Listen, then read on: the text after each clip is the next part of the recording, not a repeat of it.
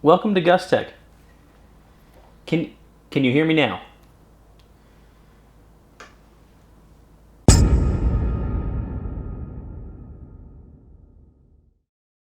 Today we have the Sennheiser Game 1 headset comparison versus the Sennheiser GSP600 headset. The old dog with the new dog, and there's tricks. We don't know what tricks, but we're gonna find out which ones right now as we can. Okay, all right. These two headsets are fantastic. The Game 1 headset is my personal favorite. It has been ever since it was released. I have tried a lot of different headsets in my time, and I have never found anything that has quite the overall experience of the Game 1. It's comfortable. You can wear it for hours upon hours. It does get a little bit scratchy on the ears with the microfiber suede thing and the ear cups, but it sounds amazing. It's an open back, which I love. The microphone is unrivaled, at least in the headset space, and Sennheiser knows how to do a great sound profile. This thing is freaking jamming. Well, they recently released the GSP600, and if you had as much trouble as we did getting your hands on it for this review, you realize why this was probably a month and a half too late. Hey, I'm just kidding, not really, but you should watch our other review on the GSP600 and the Game 1 because they're both great reviews, and we're awesome, and you like us, and you want to like those videos and subscribe to our channel because we're fantastic. But the GSP600 comes with a little bit of a different feature set, and I say a little bit different because it really is like a little bit different.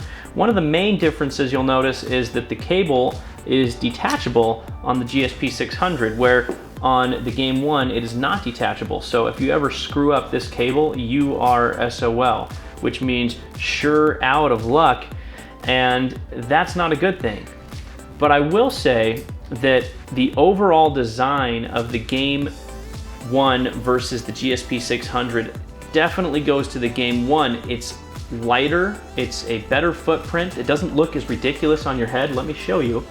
It actually looks pretty okay, and look, I can hear everything that's around me because of the open back. But even if you're using the Game 0, it still is going to feel really nice and overall light and comfortable on your head. You can wear it for hours upon hours, or weeks if you're really weird and you want to, never log off of WoW. GSP600, you can tell, I mean, it is a behemoth. I mean, look at this thing. By comparison, it is just sticking out on my head in every way, shape, and form.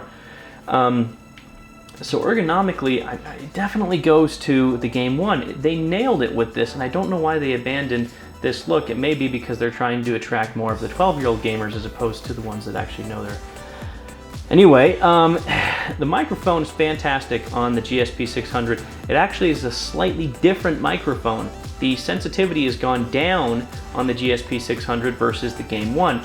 I think it's a function of two different things. First off, this is a closed back system, and so the assumption is that you're probably going to talk a little bit louder when you're talking into the microphone because you're not going to be able to hear yourself naturally. So that's one part of it. The other part is that it actually helps to aid with the noise reduction from the outside environment when you have a lower microphone sensitivity, obviously.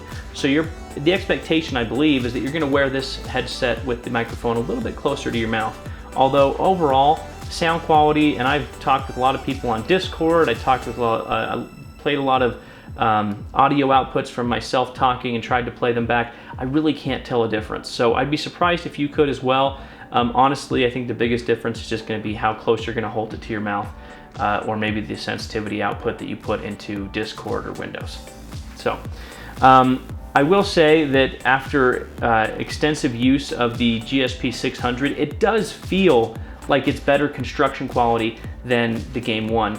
Part of that is because they used a lot more metal on it. The volume knob is fantastic. Like, it's really nice. Takes a little bit of effort to turn it, but it's nice because you don't accidentally turn it like you do on the Game 1. On the Game 1, I mean, it's retardedly easy. And the other issue with the Game 1 is that you can't fully mute it with the volume wheel. You can do that on the GSP600. So I definitely like some of the advancements that they've made as far as the overall construction quality. I just wish that they had made it look not so ridiculous. One really important thing is that on the inside of the GSP600, there's a Sennheiser logo on the inside of the cup, and that doesn't exist on the Game 1. So for inside the cup design aesthetic, yeah, this GSP600 wins in spades. What a stupid thing to do. It looks kind of cool, but it's just like, why'd you do that? I don't know. I mean, it's there. Anyway, overall, if you're asking my honest opinion, you can't go wrong with either of these. Although, I do wish that the GSP600 would have included a longer cable. It's nice because you can plug it into a 3.5mm jack with audio in and out on the single jack, or you can obviously do the dual jack like is in most computers. And that's fantastic, but the one that you use on your computer is only about 8 feet long, and it's about 10 feet long on the Game 1. So if you're lucky and you don't ever screw up this cable in the lifetime of use that you may have this headset, this is definitely a better cable. Again, you can plug in a new one on the GSP600, so I think that it's kind of sixes there on the cable length. But if I'm in the market, if I'm you watching a GusTech video, first off, I need to reevaluate my decisions in life. Second off, I'm looking at it going, okay, Gus, give me the straight skinny. Which of these headsets is really going to be the better headset for my experience? Well, I don't have a good answer for you because they're about the same. The Game 1 headset has a great sound profile. I like that it's open back. I like that it's lighter, and I prefer the aesthetics of it.